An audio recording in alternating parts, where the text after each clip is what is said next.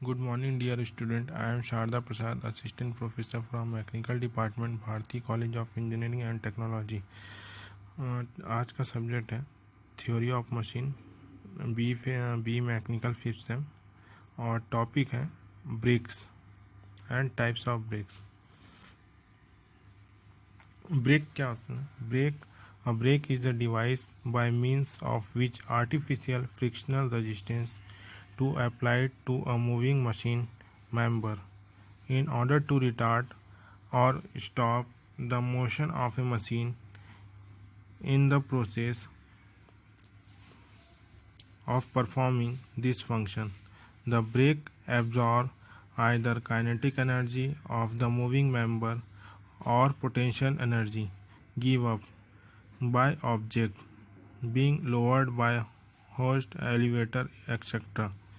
The energy absorbed by brake is dissipated in the form of heat. This heat is dissipated in the surrounding air through the passage in the brake drum, so that excessive heating of the brake lining does not take place. The capacity of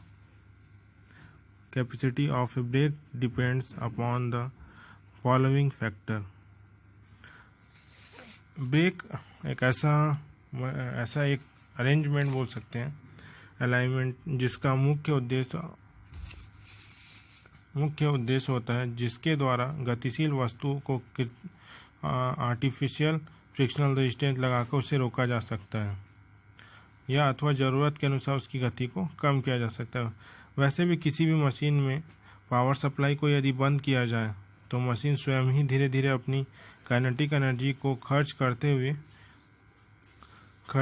हुए रुक जाएगी, लेकिन इस प्रकार से machine को रोकने के लिए काफ़ी समय लगेगा। परंतु जब कभी मशीन को एकाग्र रखने की आवश्यकता पड़ जाए और पावर सप्लाई बंद करके उसे रोकने की मेथड या उचित नहीं रहती, तो जितने समय में रुकेगी उतने ही समय में वो क्या होता है, एक्सीडेंट या दुर्घटना भी कर सकती है।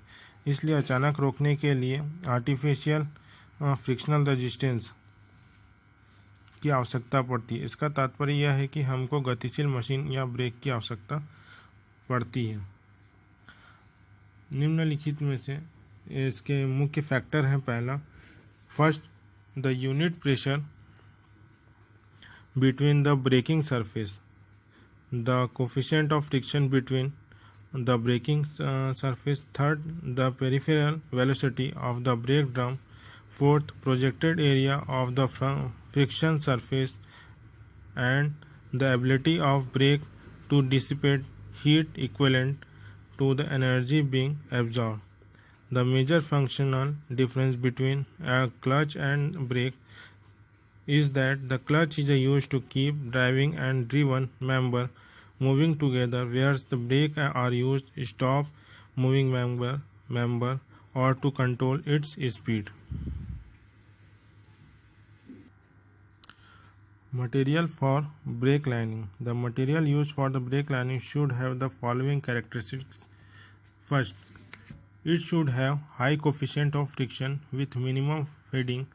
In other words, the coefficient of friction should remain constant with change in temperature.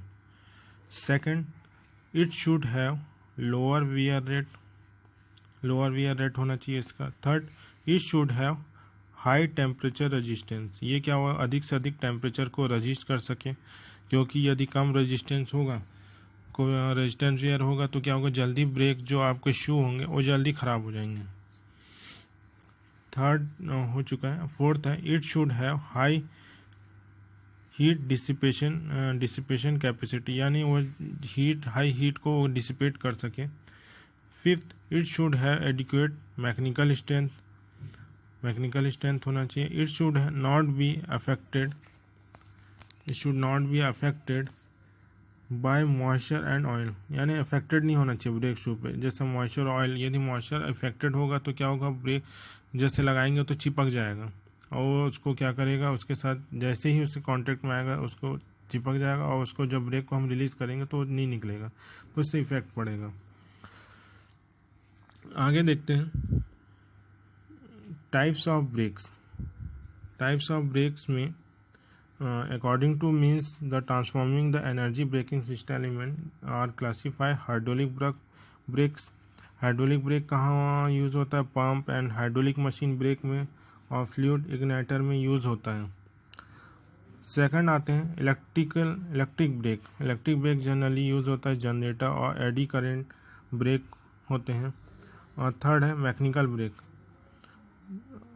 Hydraulic and electric brake cannot be bring the member to rest, are mostly used where large amount of energy are to be transformed while the brake retarding the load such as the laboratory and dynamometer, highway trucks and the electrical locomotive. These brakes are used for retarding or control the speed of vehicle downhill travel.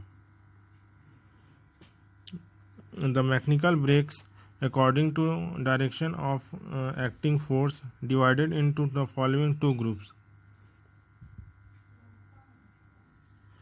radial brakes and axial brake. First, radial brake. In the brakes, the force acting on the brake drum in radial direction. The radial brakes may be subdivided into external brake and internal brake according to the shape and the frictional etc. element, and the brake may be block and shoe brake and band brakes. Second है axial brake. These brakes, the force acting on the brake drum is axial direction. The axial brakes may be disc brake or cone brake. Analysis: this brake is similar to the clutches.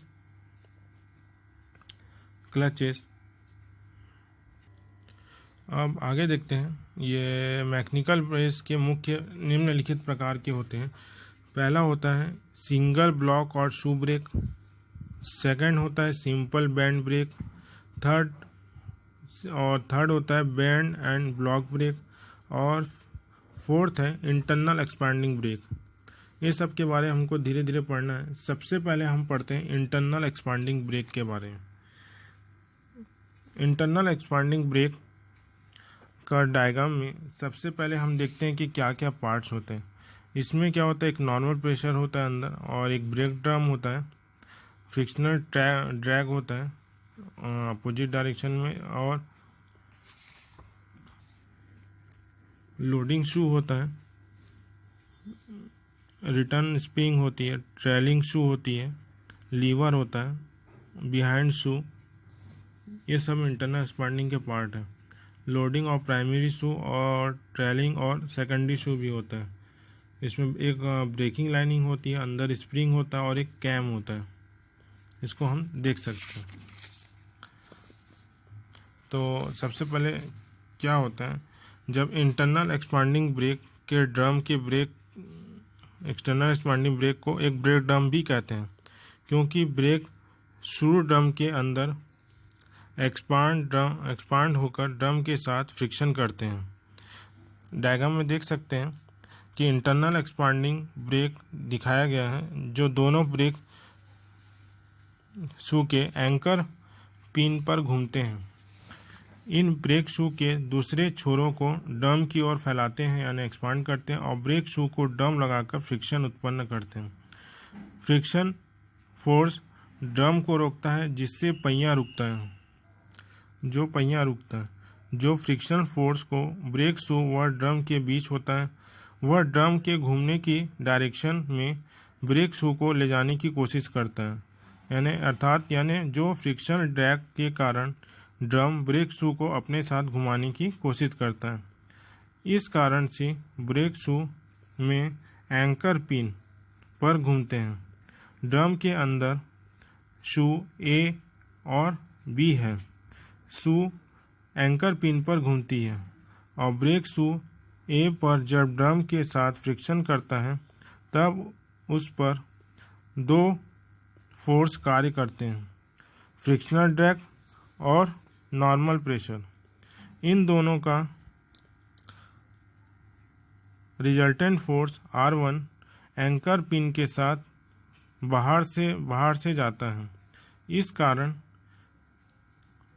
इस कारण brake shoe ए स्वतः ही drum की ओर खींचता है, जिसके कारण frictional force अधिक बढ़ जाता है और ब्रेक शू ए की इस क्रिया को सेल्फ एनर्जी कहते हैं।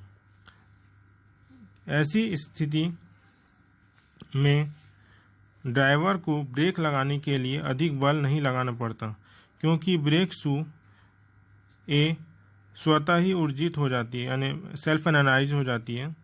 ब्रेक शू बी का रिजल्टेंट फोर्स शू के ड्रम की दूर ढकेलने की कोशिश करता है। इस प्रकार शू ए अधिक ब्रेकिंग फोर्स बढ़ाता है, जबकि ब्रेक बी ब्रेक फोर्स घटाता है। ब्रेक शू ए को प्राइमरी शू कहते हैं एवं ब्रेक बी को सेकेंडरी शू कहते हैं। जब पहिए की दशा एंटी क्लॉकवाइज डायरेक्शन से क्लॉकवाइज डायरेक्शन हो जाती है तो ब्रेक बी प्राइमरी शू और सेकेंडरी शू हो जाता है, अर्थात ब्रेक शू भी स्वतः ही सेल्फ एनर्जाइज होकर ब्रेकिंग फोर्स लगाता है, जबकि ब्रेक ए ब्रेकिंग फोर्स लगाता है। देख सकते हैं इंग्लिश मीडियम वाले के लिए internal expanding brake consist of two shoes S1 A or A1 and B1. The outer surface of shoe are lined some friction material, usually to increase the coefficient of friction to prevent wearing away of the metal. Each shoe is pivoted on one end about a fixed fulcrum O1 and O2 and made to contact a cam at the contact end. When the cam rotates, the shoes are pushed outward against the rim of the drum. The friction between the shoes and the drum produced by the braking torque and hence reduce the speed of drum. The shoes are normally held in off position by spring shown in figure. The drum encloses the entire mechanism to keep out dust and moisture. This type of brake is commonly used motor car and light truck.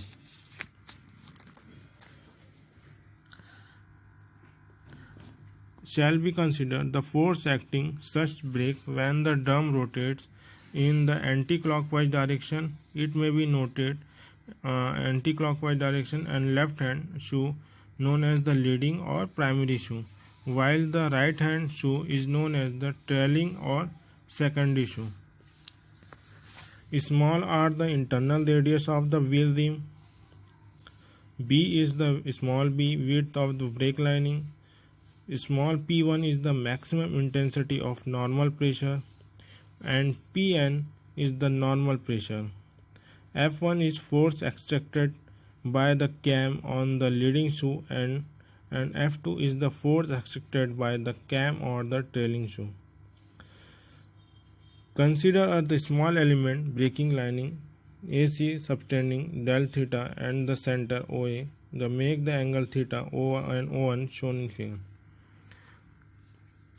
Assume the pressure distribution on the shoe nearly uniform. However, the friction lining wears and more the free end since the turns about O1. Therefore, rate of wear shoe lining at the proportional to the radial displacement of that point.